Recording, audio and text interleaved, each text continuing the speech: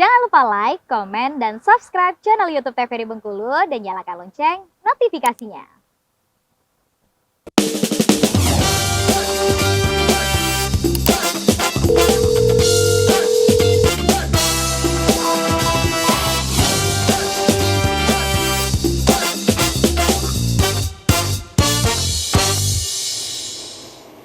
Ya pemirsa, Anda kembali menyaksikan Dokter Kito bersama Kito Sehat. Tentunya masih bersama kedua narasumber kita, dokter kesayangan kita tentunya.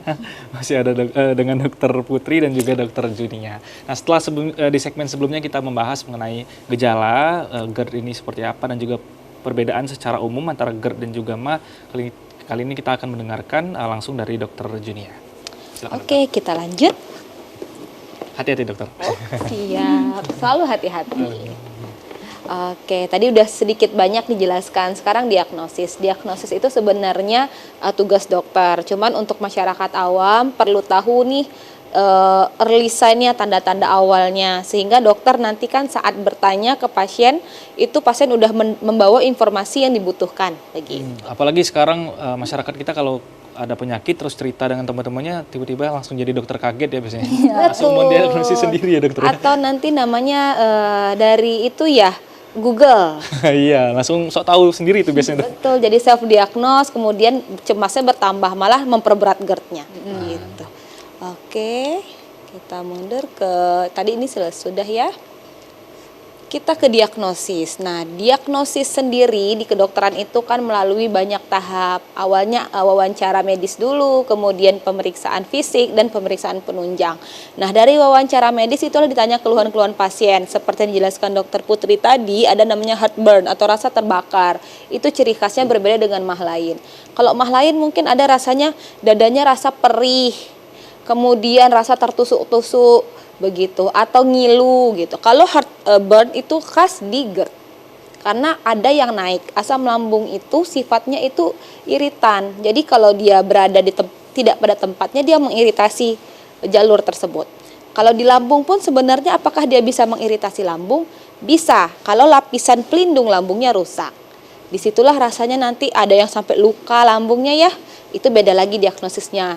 Kalau secara umum kita bilangnya MAH. Kalau secara garis luar nanti ada ulkus, perlukaan, dan lain-lain. Itu ada banyak. Masyarakat awam biasanya tahunya MAH.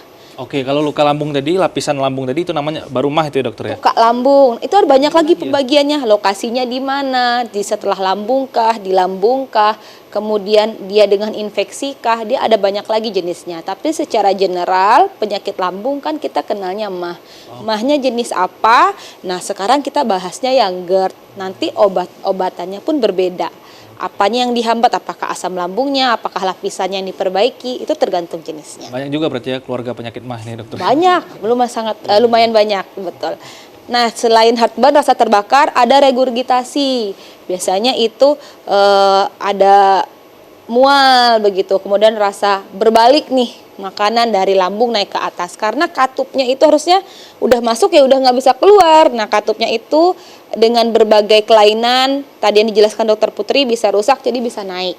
Bukan hanya makanan, asam lambung pun naik ke atas begitu. Kapan? Ini berarti sama dengan istilah-istilah masyarakat kita tuh nolak makanan ketika kita makan makanannya keluar katanya nggak mau. Betul. Ini salah satunya dokter. Salah satunya karena sphincternya itu katupnya itu sudah tidak mumpuni lagi menahannya. Penyebabnya tadi seperti dijelaskan ya ada banyak. Nah, kadang pas ada saat-saatnya kita muntah ya terasa kok agak pahit-pahit. Nah, itulah cairan asam lambung yang rasanya pahit-pahit pedas itulah cairan asam lambung menyertai. Kadang kalau kita muntahnya terlalu parah sudah tidak ada isi makanan lagi, muncullah rasa itu. Karena asam lambungnya ikut keluar. Oke, berarti kalau asam lambungnya udah keluar, ketiga katup tadi udah terbuka semua berarti dokter ya? Iya, kalau udah sampai ke tenggorokan rasanya panas, pasti pahit agak lama. Itu pasti ada kandungan asam lambungnya. Kalau makanan yang keluar ya rasanya rasa makanan, cuman udah agak aneh aja karena udah dicerna ya, udah diolah di dalam. Kemudian yang parah ada lagi sampai ke disfagia, rasa sulit menelan. Kenapa bisa muncul rasa sulit menelan? Kerongkongannya udah iritasi karena kena asam lambung tadi. Jadi pas menelan rasanya nyeri. Ada penolakan dari tubuh untuk menelan, sulit menelan. Nah, kalau dia sekedar ulkus dan lain-lain, dia nggak ada sampai ke sulit menelan begitu. Oke, setelah dengan gejala yang dibawa pasien, nanti kita lakukan pemeriksaan penunjang bila perlu. Di note ya, bila perlu tidak wajib. Nah, yang pertama itu yang paling sering dilakukan namanya PPI test. Jadi kita kasih obat dengan dosis tertentu, kita tunggu sekian minggu perbaikan atau tidak. Kalau perbaikan berarti betul GERD. Kita bisa lanjutkan terapinya dengan modifikasi gaya hidup. Kalau tidak perbaikan, nanti kita coba lagi dengan dinaikkan dosisnya. Atau memang tidak perbaikan lagi, kita pikirkan diagnosa lain. Ada banyak kelainan lain yang memungkinkan. Penyebabnya kenapa gejalanya mirip GERD? Karena bisa jadi GERD bukan hanya penyakit GERD saja. Gejalanya berupa GERD yang dipicu oleh penyakit lain. Karena salah satunya kan muncul GERD itu selain karena katupnya rusak, tekanan yang berlebih. Nah, kita cari tahu tuh penyebab tekanan berlebihnya apa, begitu. Yang kedua ini lebih ke labor ya, pH metri. Jadi kita ukur pH-nya, harusnya pH berapa.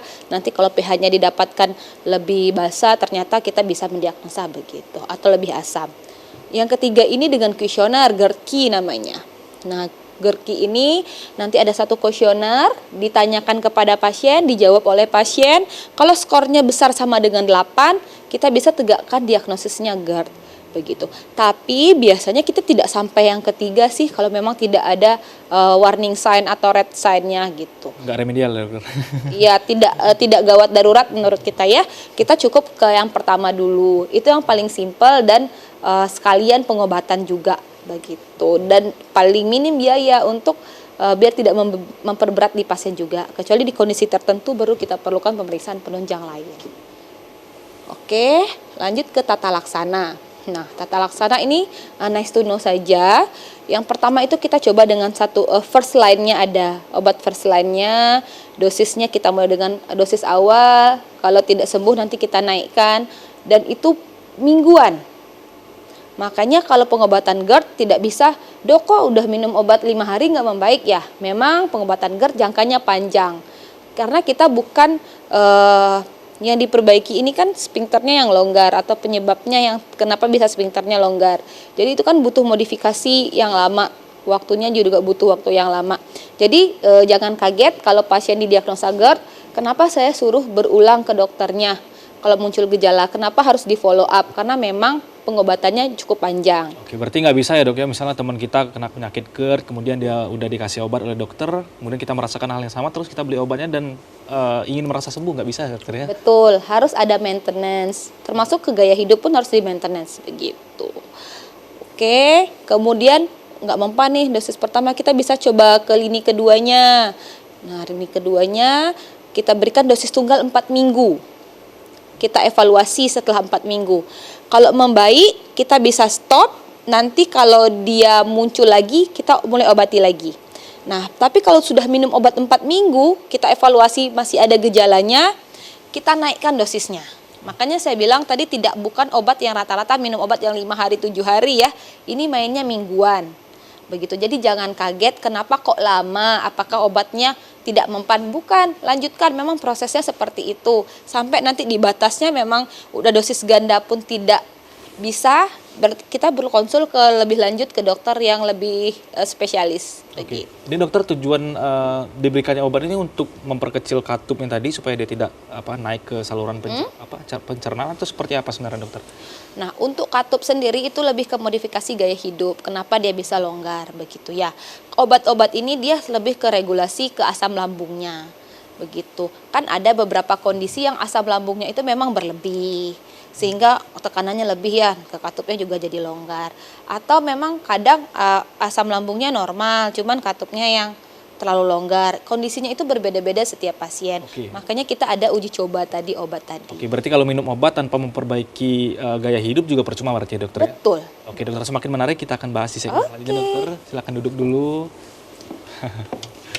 Ya pemirsa, satu hal yang penting tadi bahwa obat-obatan tidak selalu serta-merta akan menyembuhkan, tapi tergantung gaya hidup dan juga keinginan kita untuk sembuh dari sebuah penyakit ya dokter.